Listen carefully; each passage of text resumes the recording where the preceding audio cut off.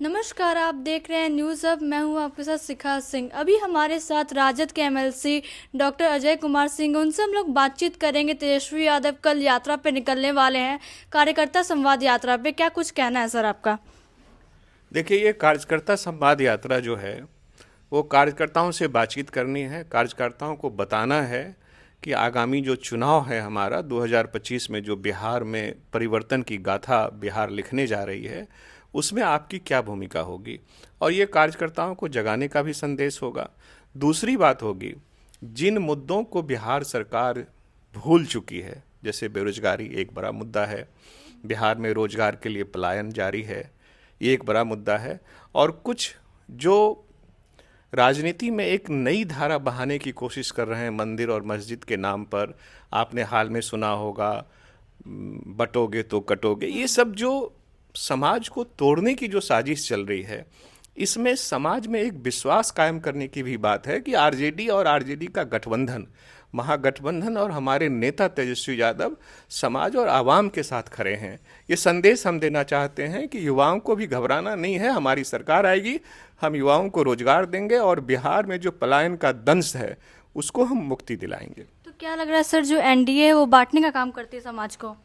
देखिए, एनडीए, मैं क्या कहूँ, आप तो खुद देख सकते हैं समाज में जो मुद्दे हैं इस देश में। मुद्दा धार्मिक मुद्दा कतई मुद्दा नहीं है, धर्म हमारी आस्था का है, सवाल है।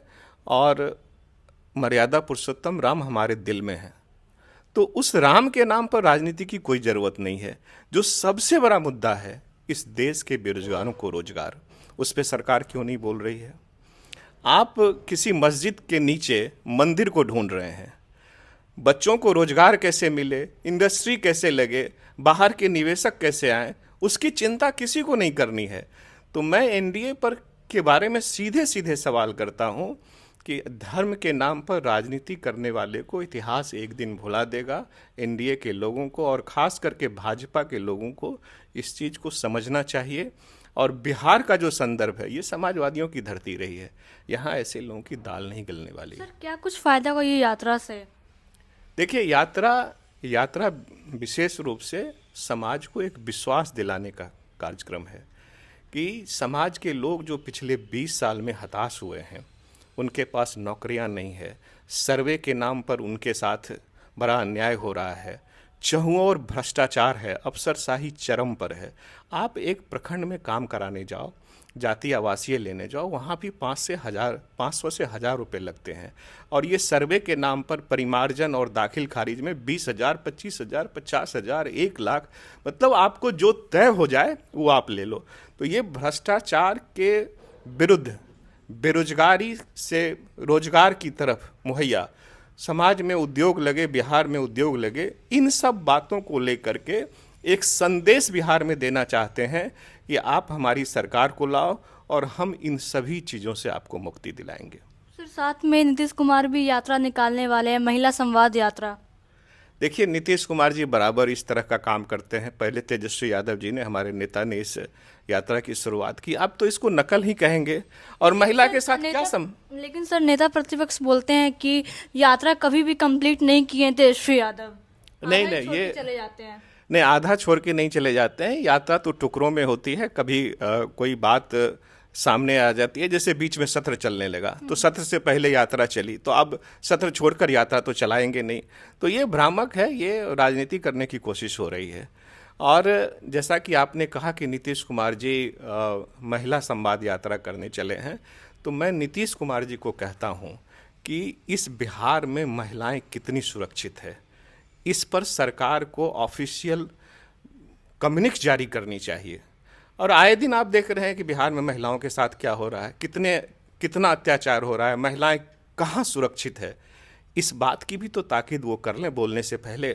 और दूसरी बात मैं कहना चाहता हूँ कि एक तरफ आप कहते हैं कि बेटी को पढ़ाओ, बेटी पढ़ेगी तो यह समाज आगे बढ़ेगा, लेकिन आपके कॉलेजों में कितने प्राध्यापक हैं?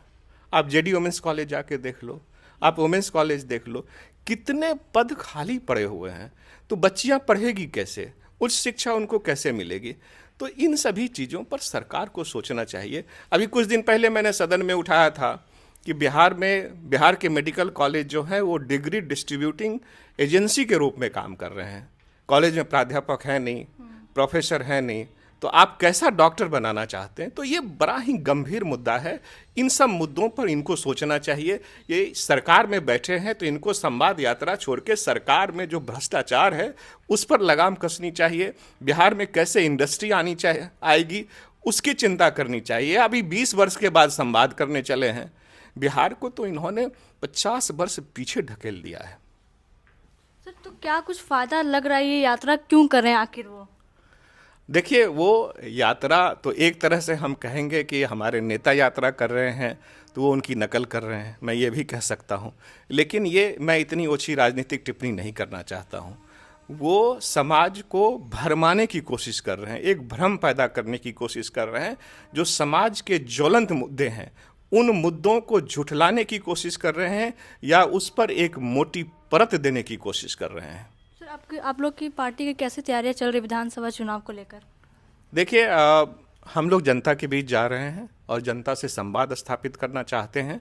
और जो समाज के हाशिए के लोग हैं, जो हताशा भरी जिंदगी जी रहे हैं, उनसे सीधा संवाद करने का निर्देश आदरणीय नेता तेजस्वी जी और आदरणीय नेता लालू जी ने दिया है कि वो स्वयं को उपेक्षित महसूस ना करें। जो समाज में हाशिए के लोग हैं उनसे आप संवाद स्थापित करें, और कार्यकर्ताओं को भी यही निर्देश दिया जा रहा है। युवाओं के लिए क्या सोचा जाएगा?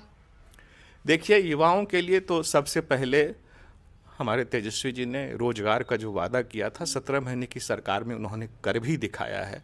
और युवाओं के लिए बड़ी नौकरी की संभावना इस बिहार में है, बस इच्छा शक्ति की कमी है। तेजस्वी जी ने तो एक रोड मैप भी तैयार करके दिया था सरकार को, लेकिन सरकार को युवाओं को रोजगार देने से मतलब है नहीं। सबसे पहली बात यह है कि कोई भी चुनी हुई लोकतांत्रिक सरकार आती है तो उसका दायित्व बनता है कि युवाओं को रोजगार दे। तो ये रोजगार के सृजन कैसे होंगे, इस पर सोचने वाले ही लोग ही रोजगार दे पाएंगे। और तेजस्वी जी इस पर सोचते हैं। आप इंडस्ट्री लगाओ, रोजगार उन्मुखी शिक्षा बांटो, तब तो युवाओं को रोजगार मिलेगा। तो वो हमारी सरकार आएगी तो हमारे पास ब्लूप्रिंट तैयार है, हम लोग ऐसा करेंगे।